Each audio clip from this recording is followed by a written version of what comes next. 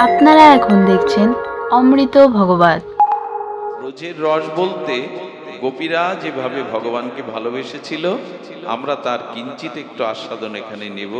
যে গোপীদের ভালোবাসার মধ্যে কি ছিল? প্রাণ উজাড় করা, তাদের প্রীতি তারা ভগবানকে দিয়েছিল। প্রণত কাম নং, এই দেখুন গোপীদের গোবিন্দের প্রতি ভালোবাসার দৃষ্টান্ত প্রণত কামদং। তারা তাদের কাম, এখানে কাম শব্দ কেন ব্যবহার হচ্ছে জানেন? গোপীদের কামই প্রেম, আমরা বুঝবো না তাই এই শব্দটা ব্যবহার হচ্ছে। কাম মানে কি? কাম মানে নিজ সুখের বাসনা, আর প্রেম মানে প্রিয়ের সুখের বাসনা। গোপীরা এই জন্য তাদের যথা সর্বস্ব দিয়ে তাকে ভালোবাসার তারা একমাত্র মন্ত্র শিখিয়েছিল। এই ভালোবাসাটা আগেই বলেছি শ্রবণের দ্বারা হয়। অন্ন ভিক্ষার দিনে গোবিন্দ বলছেন, সখারা বলছেন, কানাই রে বড় ক্ষুধা পেয়েছে, আজকে জঠরগ্নি জ্বলছে, একটা ব্যবস্থা কর, তোকে ছাড়া তো আমরা কাউকে জানাই না। কানাই তখন বলছেন, যা ব্রাহ্মণ পল্লীতে যা, ওখানে তারা যজ্ঞ করছে, হোম করছে, পরমান্ন মিষ্টান্ন ওই যজ্ঞের আহুতি দেবে, গিয়ে আমার কানাই এবং বলাইয়ের কথা বল। আমার কানাই দাদা, বলাই দাদা, তাদের ক্ষুধা লেগেছে, তোমরা এই অন্ন আগুনে দিচ্ছ, কিছুটা প্রসাদ আমাদের দাও। ব্রাহ্মণদের গিয়ে যখন বলছে, কানাই বলাই তারা গোষ্ঠে ক্ষুধার্ত, আপনাদের কাছে কিছু ভিক্ষা চেয়েছেন। কে কানাই কে বলাই চিনতে পারল না। যখন বারবার বলছে, ঋষিরা বলছেন, আরে এটা হোমে দেবতার মুখে দেওয়ার কথা, দেখুন সাক্ষাৎ গোবিন্দ চাইছে, তারা পড়ে আছে দেবতার মুখে দেওয়ার জন্য। অগ্নিতে আহুতি দিতে হয় না হোমে, পরমান্নাদি, বলে এটা দেবতার মুখে দেওয়ার জন্য, তোমাদের কানাই বলাইয়ের জন্য না। সাক্ষাৎ ভগবান লীলা করছেন, তারা বেদ পাঠ করে, তারা ব্রাহ্মণ, তারা যাজ্ঞিক ব্রাহ্মণ, কিন্তু ভগবানকে বুঝতে পারল না। খুব বেশি পণ্ডিত হলেই কি ভগবানকে জানা যায়? খুব বেশি মন্ত্রতন্ত্র হলেই কি জানা যায়? কি করে জানা যায়? শোনা যায়। যখনই লাঠি তুলেছে হোমের কাঠি, ওরা কষ্ট পেয়ে গোবিন্দকে এসে কাঁদছে আর বলছে, আর কোনোদিন পাঠাবি না কানাই। ভাই কানাই, আমাদের কেউ কিছু বললে সহ্য করতে পারে, কিন্তু তোর নামে কেউ কিছু বললে আমাদের খুব কষ্ট হয়। আমরা না খেয়ে পড়ে থাকি, কিন্তু তোদের কষ্ট আমরা দেখতে পারি না, আর কখনো পাঠাবি না।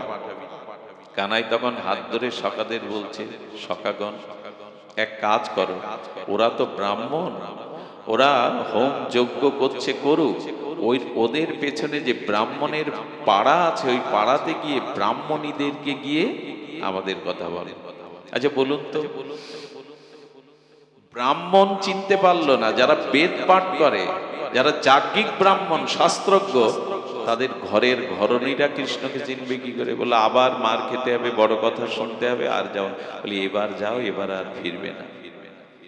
যখনই গিয়ে তারা ব্রাহ্মণ পল্লীতে বলেছে, আমাদের কানাই, আমাদের বলাই, সখা, তারা বড় ক্ষুধার্ত, তারা পিপাসার্ত, যেই বলেছে ওই ব্রাহ্মণদের জন্য বা ঠাকুর সেবার জন্য যা কিছু উপাদেয় তারা গুছিয়েছিল, থালায় সাজিয়ে তারা বেরিয়ে পড়ল।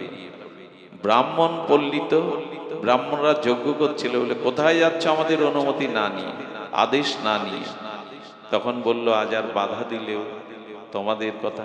একটা জিনিস বলি, বহুবার বলেছি, তবু একটু স্মরণ করি, ভগবত ভজনের পথে যারা বাধা দেবে, এদের বাধা মানবেন না, শুনবেন না। সে যদি স্বামী হয়, সে যদি গুরুও হয়, সে যদি মাও হয়, সে যদি বড় ভাইও হয়, সে যদি পরম আত্মীয় হয়, এখানে সবার কথা উপেক্ষা করবে। এবং যদি বলেন বাবা মা গুরুকেও, এমনকি দেবতারাও যদি আপনাকে বলে ভজন পথে যেও না, দেবতাদের কথাও মানবেন না, তাতে সকলেরই ক্ষতি হয়ে যাবে, ভগবত পথ থেকে চ্যুত হয়ে যাবে। বরঞ্চ আপনারা যদি প্রমাণ চান, সেই প্রমাণ আপনাদের ইতিপূর্বে শোনা আছে। পিতার কথা প্রহ্লাদ শোনেনি। প্রহ্লাদকে কত সাজা, কত কষ্ট দেওয়া হলো, যে বিষ্ণু নাম নেওয়া, শত্রুর নাম নেওয়া, প্রহ্লাদ শুনেছিল? যদি শুনতো তাহলে প্রহ্লাদেরও গতি হতো না, হিরণ্যকশিপুরও গতি হতো না। কিন্তু প্রহ্লাদ পিতার আদেশ না মানার কারণে আজকে সে নিজেও যেমন নৃসিংহ ভগবানের কৃপা পেল, তেমনি সেই নৃসিংহ ভগবানের কাছে বর চেয়েছিল, আমার পিতাকে তুমি উদ্ধার করো ঠাকুর। তো এই জন্য নিবেদন করছি। আচ্ছা, মার কথা শুনলো না ভরতের মতো শ্রেষ্ঠ সন্ত? কৈকেয়ীর কথা শুনেছিল ভরত? তোমার মতো ডাইনি রাক্ষসীর মুখও আমি 14 বছর দেখবো না। তুমি ডাইনি, তুমি রাক্ষসী, আমার রামচরণ থেকে দূরে সরিয়ে দিয়েছে প্রভুকে, তোমার মুখও আমি 14 বছর দেখিনি। মাও যদি বলে ভজন পথে যেও না, মার সব আদেশ শুনবেন, শুধু একটা আদেশ শুনবেন না। যদি বলে কৃষ্ণ ভজনের প্রয়োজন নাই, হরি নামের প্রয়োজন নাই, এইখানেই মানা যাবে না।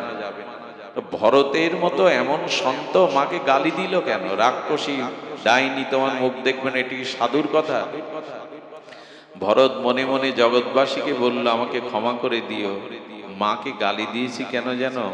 মার মনে যাতে এই ভাবনা আসে যে যাকে বনবাসে পাঠালাম সে আমাকে প্রণাম করে আশীর্বাদ নিয়ে গেল, আর যাকে বনবাসিয়ে নিজের ছেলেকে রাজা করলাম সেই আমাকে ডাইনি পাশানি বলছে। আমার মনে হয় আমার ভরতের থেকে আমার রাম ভালো, যাতে রামের প্রতি মায়ের অনুরাগ যায়, তাই আমি তাকে গালি দিলাম। আমাকে ভুল বুঝেও যাতে মায়ের অনুরাগ রামের চরণে যায়। এই জন্য অনেকেই গালি দেয় ভরত মাকে এরকম ডাইনি, রাক্ষসী, পাশানি মুখ দেখলেন এটা সাধুর কাজ। বলে উনি করেছেন, আমরা বুঝতে পারিনি, করেছেন যাতে রামের প্রতি ওনার, আমার প্রতি না, আমার প্রতি টান এসে আর কি হবে, রামের চরণে যায়। আচ্ছা, বড় ভাইয়ের কথা শোনেনি বিভীষণ? বিভীষণ শুনেছিল, বড় ভাইয়ের কথা শোনেনি। আর কি শোনেনি?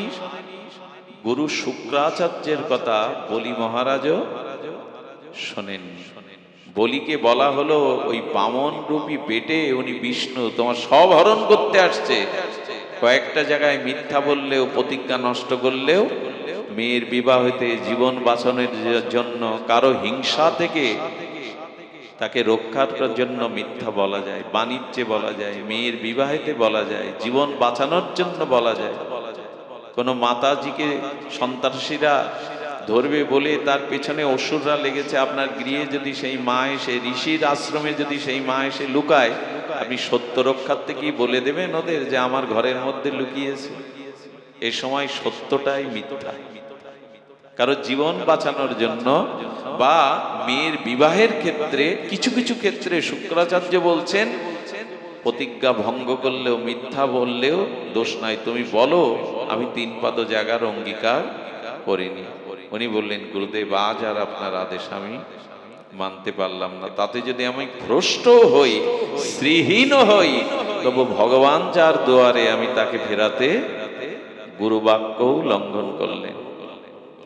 দেবতারাও কত কত ভজনে তপস্যায় বাধা দিতে এসেছেন, দেবতাদেরও আদেশ মানেনি। একটা অনুরোধ করব, ভগবানের পথে যারা বাধা হয় এই বাধাটা মানবেন না, তাতে আপনারও সর্বনাশ, তারও সর্বনাশ। বরঞ্চ বাধাকে, প্রতিকূলতাকে এড়িয়ে যদি ভজনে আসতে পারেন তখনই কৃপা হবে। তো ব্রাহ্মণ পত্নীগণ বললেন, আজ আর আপনাদের কথা রক্ষা করা সম্ভব নয়। জানেন, চুলির মুঠি ধরে প্রহার করতে করতে কোনো মাকে ঘরে আটকে রাখা হয়েছিল, তারা ওখানেই মূর্ছিত হয়ে পড়ে গেছিল, যেতে পারলাম। আর এই বাধাটা আসার কারণও আছে। ভজনে অনুরাগে কম থাকলে কিছু গোপীরাও কিন্তু রাসে যেতে, আমরাও তেমনি ভগবানের কাছে যেতে পারি না, কিছু বাধা আমাদের রয়ে গেছে, ভগবানের অনুরাগে শিথিলতা রয়ে গেছে, তারা যেতে পারেনি। কিন্তু ব্রাহ্মণ পত্নীরা বলল, আজ আর বাধা দিয়ে আমাদেরকে রাখতে পারবে না, শাসন করেও রাখতে পারবে না। এই দেখুন, পতির কথাও এরা শোনেনি। সেই প্রসাদ নিয়ে কৃষ্ণ বলরামকে সেবা নিতে গেল। এখন যে প্রশ্নটা আমাদের সামনে, ব্রাহ্মণরা শাস্ত্রজ্ঞ পণ্ডিত, তারা কৃষ্ণ বলরামকে চিনল না, এদের ঘরণী স্ত্রীগণ কেন চিনল? এরা কি করে জানলো যে কানাই বলাই ভগবান তাদের প্রিয় পরম? এর একটাই কারণ, শাস্ত্র পাঠ করলে কি হবে, হোম যজ্ঞ করলে কি হবে? এই ব্রাহ্মণরা ভক্ত সঙ্গ করেনি, ভক্তমুখে ভগবানের নাম রূপ লীলা কখনো শ্রবণ করেনি। এই জন্য ভগবানের প্রতি তাদের অনুরাগ বা ভগবানের স্বরূপ সম্পর্কে তাদের চেতনা জাগেনি। ব্রাহ্মণ পত্নীরা কেন জানলো জানে? গোপীরা এই ব্রাহ্মণ পাড়াতেই নবনীত ক্ষীর বিক্রি করতে আসতো না গোপীরা? আচ্ছা, একটা কথা বারবার মনে হয়, রাধারানী সহ গোপীরাই ঘি মাখন বেচতে মথুরায় আসতো কেন? রাধারানী কি ভিখারিনী নাকি? ওনাকে মাখন বেচতে হবে, দধি বেচতে হবে? উনি তো বৃষভানু রাজনন্দিনী। আসতেন কেন জানেন? আসতেন ওই দই সাজাবার নামে, ফেরি করার নামে। যদি কৃষ্ণ বদনটা দেখা যায় রাখাল বেশে, তাকে যদি একবার দেখা যায়, এবং ওদের অদ্ভুত ভাবে গোপীরা যখন ওই নবনীত ভাণ্ড ননি মাখন সাজিয়ে মাথায় করে মথুরার বাজারে আসতো, তখন ঘোল নেবে মাখন নেবে না, মাঝে মাঝে বলে বসতো ওরা, কৃষ্ণ নেবে কৃষ্ণ নেবে কৃষ্ণ নেবে, মাখনের কথা আর মনে নেই। ওই উদ্দেশ্যই তো সাজানো, ওই উদ্দেশ্যই তো তারা বাইরে আসতো, ওই উদ্দেশ্যেই তারা চলে আসতো। তো এমনি করে ওরা যখন ব্রাহ্মণ পত্নীতে হোম হয়, ঘি লাগে, ওদের নদী মাখন লাগে ব্রাহ্মণ নারায়ণ সেবার জন্য। তো যখন গোপীরা বিকিকিনি করে টাকা চাইতো, বলে মা তাড়াতাড়ি দাও। ব্রাহ্মণ পত্নীরা বলতে তাড়াতাড়ি, তোমরা তাড়াতাড়ি করো কেন? বলে সেই কোন সকালে এসেছি শ্যামের মুখটা, হ্যাঁ যমুনাকে সেই সকাল থেকে দেখিনি, তোমাদের কাছে কড়ি পেলেই তাড়াতাড়ি পার হয়ে আমরা কানাইয়ের মুখটা দেখবো। সেই গোষ্ঠ থেকে উত্তর গোষ্ঠে যখন ফিরে যায়, আমরা রাধারানীকে চিলেকোটায় নিয়ে শ্যামসুন্দরকে দেখি, তার গোষ্ঠ বেশ গোরখুর উত্থিত, তার শ্রীঅঙ্গে যে গোখুরে ধুলা মেখে যায়, গোধূলি রক্তিম রমে সেই বদনটা দেখার জন্য আমরা দেরি করতে পারি না। তখনই হাত ধরে ব্রাহ্মণ পণ্ডিতরা বসত, যা রূপে এত জাদু এত মধু, তার কথা কিছুটা বলো না। ওই ওরা বসে বসে কৃষ্ণ কথা ব্রাহ্মণ পত্নীদের কাছে বলতো। আর এই শুনতে শুনতেই তাদের জীবনে আপনি কটা শাস্ত্র পড়বেন, ভগবানের প্রতি প্রেম খুব সহজে, কত পূজা পার্বণ করবেন, কিন্তু যদি ভক্ত মুখে ভগবানের কথা শ্রবণ করেন, গোবিন্দের প্রতি আপনার অনুরাগ যাবেই যাবে। এদের তাই গেল, এদের এমনি করে তাই গেল। তো যখন সেই ব্রজের কথা এলো, সেই মাখন বিকিকিনির কথা এলো, একটু ছোট লীলা বলেই পাঠ বিশ্রাম করি। লীলাটা আমার কাছে খুব মধুর থেকে মধুরতর লাগে। একদিন গোবিন্দ ছোট্ট মাঝি, ছোট্ট নৌকা আর ছোট্ট মাঝি পাগড়ি বেঁধে যমুনার ঘাটে এসে সব মাঝিদের সরিয়ে দিয়েছে। খুব মন দিয়ে শুনুন, লীলাটি আমার খুব প্রিয় লীলা। তো গোবিন্দ আর সব মাঝিদের সরিয়ে দিয়ে কি সেজেছেন? নিজে মাঝি সেজেছেন। মাঝি সেজে ঘাট থেকে একটু দূরে, অন্য মাঝিদের কিন্তু আর রাখেননি, অন্য মাঝির থেকে সরিয়ে দিয়ে ছোট একখানা নৌকা আর কি সুন্দর করে পাগড়ি বেঁধে মাঝি সেজে অন্যদিকে পড়ে আছে। সেদিন গোপীদের, রাধারানীদের, ললিতা বিশাখা সখীগণের একটু সন্ধ্যা প্রায় নেমে আসবো, গোধূলি বেলা ঘাটে এসে বলছেন, রায় ঠাকুরানী কোনো মাঝি যে আজ আর নাই। আরে বৃষভানু নন্দিনী, রাধারানী তোকে সন্ধ্যার আগেই তো আমাদের বর্ষনাতে পৌঁছে দেওয়ার দরকার, কোনো মাঝি নাই। রাধারানী উদ্বিগ্ন হয়ে ব্যাকুল হয়ে বলছেন, দেখ তো চারিদিকে চেয়ে এগিয়ে, কোনো না কোনো মাঝি তো আসে, একটু তাকিয়ে দেখ, তোরা একটু খোঁজ করে দেখ। অনেক দূরে ছোট্ট একটা নৌকায় দেখছে ছোট্ট একটা মাঝি অন্যদিকে ফিরে আছে, অন্যদিকে ফিরে আছে। বলে ওই তো ঠাকুরানী প্রেমময়ী, দেখা যাচ্ছে একটা ছোট মাঝি, ছোট নৌকা। বললো তাকেই ডাক, তাকেই ডাক। দূরে গিয়ে বলছে, এই মাঝি যাবে। কয়েকবার বলার পরে ওই দিকে ফিরে কৃষ্ণ বললেন, হ্যাঁ এভাবে ডাকলে মাঝি ডাক শুনবে না, আদর করে ডাকতে হবে। ভগবান যেন জানাচ্ছে, যদি পার হতে হয় আদর করে ডাকো, ভালোবেসে ডাকো। এই মাঝি যাবে মানে আদর করে না ডাকলে তোমাদের ডাক কেউ। ললিতা বলছেন, আমাদের সাথে কে আছে ও জানে না, রাজরানী পার, আমাদের বৃষভানু রাজনন্দিনী পার হবে, আমাদের কণ্ঠ ধন্য থাকবে, তখন উপায় নেই, এখন তো বলতেই হবে অভিনয়, মাঝি হ্যাঁ মাঝি ভাই দয়া করে পার করে। বলে হ্যাঁ এবার ডাক ঠিক আছে। এটাও কিন্তু ঠিক, কোনো রিক্সাওয়ালাকে কখনো বলবেন না এই রিক্সা যাবি। ওরাও পরিশ্রম করছে, কর্তব্য করছে, ওদের সম্মান দিন। রামচন্দ্র যেদিন গঙ্গা পার হয় সেদিনও বারবার করে বলেছিল, মাঝি ভাই দয়া করে পার করে দাও না। মাঝির চোখে জল এসেছিল, ভগবান না হলে এত মিষ্টি করে কাউকে সম্মান দেয়? যে যে কাজ করে তাকে সেইটুকু সম্মান দিবেন। আমরা খেয়াঘাটে গিয়ে জমিদার সেজে হচ্ছে, এই মাঝি তাড়াতাড়ি আয়, পার করে দে, কেউ কি এরকম ওয়েট নিয়ে বলে না। সেই যতটুকু যার সম্মান। এখন গোপীদের বলছেন মিষ্টি করে ডাকো, যখন বললেন দয়া করে পার করে দাও না, তখন মুখ ফিরালেন।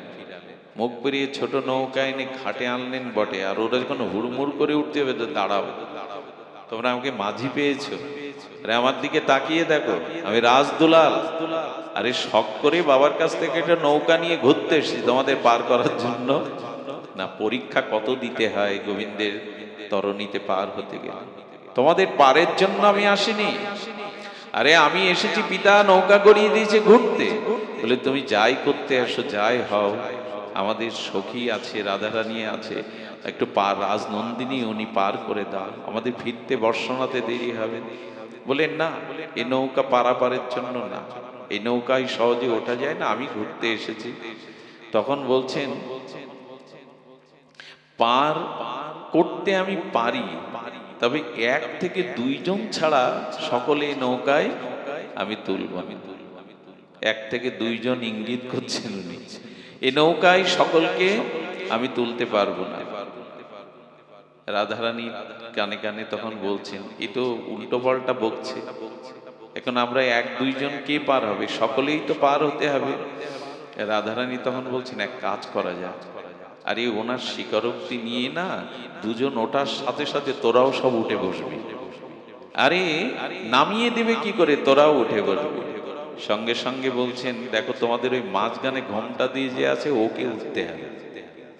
ভগবান চান কাকে, এটা ওর অন্য দৃষ্টিকোণ থেকে নেবেন না, জগতের নায়ক নায়িকার লীলা ভাববেন না। রাধারানীকেই চাইছেন বলেই তো মাঝি সেজেছেন, প্রেমময়ীর বদন কানা দেখবেন, তাকে পার করবেন, এই জন্যই তো। সেই প্রেমের ভিখারি, চির ভিখারি গোবিন্দ বললেন, ওনাকে তোমরা তোলো, আমি 1 বা 2 জন ছাড়া আমি কাউকে তরণীতে তুলব না। এই যখন বলেছেন, বলে আমরা তো তার সখী, আমরা সাথে না গেলে, বললেন তা ঠিক আছে। রাধারানী বলছেন, আমি তো উঠি, তোরা আমার সাথে সাথে উঠে বললেন। যেই না রাধারানী উঠেছেন, সাথে সাথে যে যেখানে পারে গোবিন্দের কেউ কোলে, কেউ ঘাড়ের উপরে, কেউ বা উঠে, সব একসাথে উঠেছে। তখন বলছেন, উঠতে পারো, কিন্তু নৌকা আমি কি মাঝগাঙে ডুবে মরবো যমুনায়? হ্যাঁ, তোমাদের ডুবে মরবো? বলেন, আমাদের মাঝে এমন একজন আছে, তোমার তরণী ডুববে না। রাধারানীর চরণ যেখানে থাকে সেখানে কেউ ডোবে না, তুমি একটু সাবধানে সতর্ক হয়ে আমাদের পার করো, আমাদের একটু পার করো। গোবিন্দ আরো চাতুরী বুদ্ধি দিয়ে নৌকা ছেড়ে দেওয়ার পরে এবার টলতে শুরু করেছেন। টলতে শুরু করলে তখন কি করেছে জানেন, ওরা গিয়ে যারা দূরে দূরে ছিল, ভয়ে গোবিন্দের কাছে গিয়ে বসেছে। গোবিন্দ তখন বললেন, তোমরা না, তোমরা না, আসলে এই নৌকা এই ডোববার একটা সম্ভাবনা আছে, তবে একটা উপায় আছে, ওই ঘোমটা পরা তোমাদের ঠাকুরানীকে আমার সামনে বসাতে হবে, ওনার মধ্যে একটা দিব্য জ্যোতি আছে, ওনার কল্যাণে যদি এ যাত্রায় আমরা বেঁচে যাই। সবকিছুর মূলে রাধারানীকে চাই। রাধারানী বলে দে, আমাকে যেন সাধারণ না ভাবে, উঠেছি নৌকা, এটাই ভাগ্য, এখন সামনে বসতে হবে, আমি কাউকে মুখ দেখাই না। হ্যাঁ, ললিতা বিশাখা বলার পরে বলছে, তাহলে ডুবে মারো। আরো একটু দোল দিতে শুরু করেছেন, আর একটু জল তুলতে শুরু করেছেন। রাধে রাজি হয়ে যা, আজকে যা বলে শোন, উপায় নাই, বাধ্য হতেই হবে, কৃপা করে আজকে যা বলে সেটাই শোন। রাধারানীকে সামনে নিয়ে বসালো। গোবিন্দ নৌকা মাঝ যমুনাতে থামিয়ে দিলেন। বলে, কি গো? বলেন, এভাবে বসলে নৌকা চলবে না, ওনার মুখখানা দেখাতে বলো, আগলা করতে বলো, ওনার মুখ দেখেই তবে নৌকা চলবে। ললিতা বলছে, পার হয়ে নি, তোমার ইচ্ছা আর তোমার কথার জবাব আমরা দেব, জানো না আমরা কে? গোবিন্দ মনে মনে বলছেন, এই জন্যই তো মাঝি সেজে এসেছি। রাধারানী বললেন, এই মুখ আমি কাউকে দেখাই না, বলে দে আমি ডুবে মরবো, তবে এ মুখ মনে যার সেই প্রেমময়ের বদন ছাড়া রাধারানী চোখে আর কাউকে যাহা যাহা নেত্র পড়ে তাহা তাহা কৃষ্ণ স্প্রে। আর গোবিন্দের এমন লীলা এতক্ষণেও কিন্তু রাধারানী বুঝতে, তিনি যা সাজেন তখন তাকে ধরা যায় না, লীলাই তো। রাধারানীকে তখন ললিতা বলছে, সখী হাতে ধরি পায়ে ধরি, মুখখানে একবার বের কর, ডুবে মরবো নাকি এত দূরে এসে? আরে আজকে ও যা বলছে শুনতেই হবে। ঠাকুরানী বদনটা আগলা করলেন। গোবিন্দ বললেন, এটাই তো চেয়েছিলাম। আচ্ছা একটা কথা বলি, আপনাদের ভালো লাগবে। দেবরাজ ইন্দ্র কয়দিন বজ্র বৃষ্টি ফেলেছিলেন ব্রজে? 7 দিন। গোবিন্দ যদি চাইতেন ইন্দ্রের দিকে তাকিয়ে 5 সেকেন্ডে এই বজ্রবৃষ্টি বন্ধ করতে পারতেন কিনা? গোবিন্দের এই ক্ষমতা আছে কিনা? তিনি ইন্দ্রকে একবার আহ্বান করে বললে ইন্দ্র ওই মুহূর্তে 7 দিন অপেক্ষা করলো কেন বলুন তো? 7 ঘন্টা না, 7 দিন ইন্দ্রের এই বজ্রবৃষ্টি গোবিন্দ সহ্য করলো কেন? একটাই কারণে। এবং ব্রহ্মা গোবৎস হরণ করলো, তাতে ব্রহ্মাকে অভিশাপ দিল, হরিদাস হয়ে আসতে হলো, ইন্দ্রকে কোনো অভিশাপ দেয়নি। এর কারণ কি জানেন? ওই 7 দিন রাধারানী সামনে দাঁড়িয়েছিল, রাধারানীকে দেখতে পেয়েছিল গোবিন্দ। এই জন্য বলল আরো আরো তারে যত সময় যাক প্রেমময়ীকে দর্শন করবার জন্য। রাধারানী সমস্ত ব্রজবাসী গিরিরাজ তলায়, তখন আর শোয়া অন্যদিকে ফিরারও ভেট থাকলে কি হবে? রাধারানীকে দেখেই 7 দিন গোবিন্দ ইন্দ্রের এই অত্যাচার, নালে 7 সেকেন্ড লাগতো না ইন্দ্রকে শাসন করতে। ভগবানের প্রেমকেই ভগবান চান। এখানে রাধারানী বলে মেয়ে ছেলে ভাববেন না, এখানে গোবিন্দ প্রেমটাই, প্রেমের দিকে দেখার জন্য ইন্দ্রকে অভিশাপও দেননি। 7টা দিন রাধারানী এভাবে তো দেখতে পেতেন না। ইন্দ্র তোমার কারণে আজ ঠাকুরানীকে প্রেমময়ীকে সামনে দেখেছি। তো যখন মুখ খুলেছেন তখন গোবিন্দ আবার বাইতে শুরু করেছেন। এই তরণী বাইতে বাইতে বলছে, দেখো আমি সাধারণ না, আমি মাঝি না, আমার আর হালও চলছে না, এখন বল দরকার। ক্ষুধা লেগেছে, আমি এখন হাল বাইতে কি চতুর্গ হাল রেখে দিয়েছে। আচ্ছা তোমার এত অজুহাত, আচ্ছা তোমার গায়ে বল আনার জন্য কি করতে হবে? বলে তোমাদের ওই ভান্ডে যে নবনীত ননি মাখন আছে না, একটু খাইয়ে নাও, নালে নৌকা কিন্তু আর ভক্তের কাছে ভগবানের কি প্রীতির চাওয়া। হ্যাঁ, যখন ওরা ওই মাখন নিয়ে সামনে নিয়েছে, বললো আমি হাতে করে কোনোদিন কিছু পাই না, আমাকে সবাই খাওয়ায়। গোপীরা যখন ললিতা বিশাখা হাতে তুলতে গেছে, বলে গোয়ালা তোমরা, তোমাদের হাতে নখে গোবর লেগে আছে, নোংরা ওইসব হাতে আমি পাই? ললিতা বলছে, পার একবার হই, আমরা কারা তুমি জানো না। বলে দেখো ওনার হাতটা যেন দিব্য জ্যোতির্ময়, ওনার হাত দিয়ে যদি পারো তাহলে আমি যদি আহার করতে পারি নৌকা চলবে, না হলে চলবে না। রাধারানী রেগে লাল হয়ে গেছেন, আমি হাতে করে খাওয়াবো? শোন ললিতা, অনেক অনুরোধ তোদের দেখেছে, এখন ডুবে মরবো আমি, সম্ভব নয়। বিশাখা বলছে, রাধে উপায় নেই, উপায় নেই, তুই অন্তত চোখ বন্ধ করে যা বলছে শুনে যা। আরে বিলম্ব হলে, রাত্রে হলে বিষবান রাজার কাছে কি জবাব দেব, তারা উদ্বিগ্ন। রাধারানী দেখলেন জীবনে মাঝে মাঝে ইচ্ছা না থাকলে অনেক কিছু করতে হয়। রাধারানীর এই শ্রীহস্তের নবনীত মাখন পাওয়ার জন্য গোবিন্দের লালসা, সেই ইচ্ছা পূরণে যখন রাধারানী মুখে তুলে দিলেন, সেই প্রসাদ পেয়ে আবার বাইতে শুরু করলেন। কিছু দূর পরে গিয়ে বলছেন, দেখো এই নৌকা ঘূর্ণাবর্তের মধ্যে ডুবে যাবে, এই নৌকা ঘূর্ণাবর্তের মধ্যে ডুবে যাবে, এ আর চলবে না। তবে আমার এতক্ষণে মনে হয়েছে তোমাদের মধ্যে উনি এমন শক্তিধারিণী, এমন সুলক্ষণানী, দেখো উনি যদি এসে আমার পাশে বসেন তাহলে ওনার শক্তিতেই হয়তো নৌকা ওপারে যেতে পারে। সব আশা আজ পূর্ণ করতে চান গোবিন্দ, যেটা পান না। শেষে রাধারানীকে বসানো হলো। শেষে গিয়ে নৌকা আরো কিছু দূর গিয়ে বলছেন, এবার আর মন্ত্র ছাড়া নৌকা চলবে না, তোমাদের সখীকে বলো মন্ত্র উচ্চারণ করতে, বলে কি মন্ত্রে যাবে? গোবিন্দ তখন কানে কানে, রাধারানী বলছেন দেখো মন্ত্র তো সবার কানে দেওয়া যায় না, কানে কানেই মন্ত্র দিতে হবে। রাধারানী বললেন ওর মুখ আমার কানে দেবে? তোরা আমাকে এর থেকে মরতে বল, আমি আর কি করব তোদের জন্য? বলে এইটুকু, এসে তো গেছে এইটুকু। কানে কানে রাধারানীকে গোবিন্দ কি বলেছিলেন? গোবিন্দ বলেছিলেন, হ্যাঁ, রাধে প্রাণেশ্বরী, হে রাধে প্রাণেশ্বরী। যেই কানে কানে গোবিন্দ হা রাধে, এই সুরটা তো তোর চেনা। সঙ্গে সঙ্গে রাধারানী আর বুঝতে দেরি করলেন না এনিকে, ওনার সেই নীল মুকুটটা খুলে ফেললেন। খুলে ফেলার সাথে সাথে দেখছেন যে শ্যাম সুন্দরী মাঝি রূপে দাঁড়িয়ে। সঙ্গে সঙ্গে ললিতা বিশাখা রাধারানীকে, গোবিন্দকে সেই যমুনার জলে চরণ অভিষিক্ত করে যুগল মিলন ঘটিয়ে তারা ওপারে চলে গেল। গোবিন্দের ইচ্ছা পূর্ণ হলো। বলবার অভিপ্রায় হলো এই, ভগবানকে ভালোবাসলে এমনি করেই ভগবান তাকে পার করেন, তাকে আপন করে নেন। তার হাতে সেবা, তার মুখের কথা, তার মুখবদন দর্শনের জন্য ব্যাকুলতা হয়। এটা ভক্তের জন্য ভগবানের এরূপ ভাবনা, এরূপ ব্যাকুলতা, এরূপ উৎকণ্ঠা আসে। তাই নিবেদন করব, ভগবানকে ভালোবাসুন। কাম জয় করার একটাই উপায় প্রেম, আর কাম যতদিন আছে ততদিন অভিশাপ ভব সিন্ধুতে পতিত ওই দুঃখ যন্ত্রণা যাবে না। তার সঙ্গে হরি কথার মাধ্যমে, ভক্ত সঙ্গের মাধ্যমে নিজের অনুরাগ, ভালোবাসা, ক্রোধ, রাগ, অভিমান একটু ভগবানের দিকে দিতে চেষ্টা করি। ঠাকুর ঘরে ভোগ নিয়ে শুধু মন্ত্র বলবেন না, বলবেন তোমার প্রিয় জিনিস এনেছি শ্যাম, রাধে তুমি পেয়ে নাও। তাকে পোশাক পরাতে গিয়ে, সিঙ্গার করতে গিয়ে বলবেন কি গো আজ নীল জামা পরতে ইচ্ছা করছে, নীল পোশাক, কথা বলবেন। এরকম তাদের সাথে ভাব বিনিময় করবেন। এই করতে করতেই দেখবেন একদিন অনুরাগ জন্মে গেছে। এভাবে ছাড়া ভালোবাসা হয় না।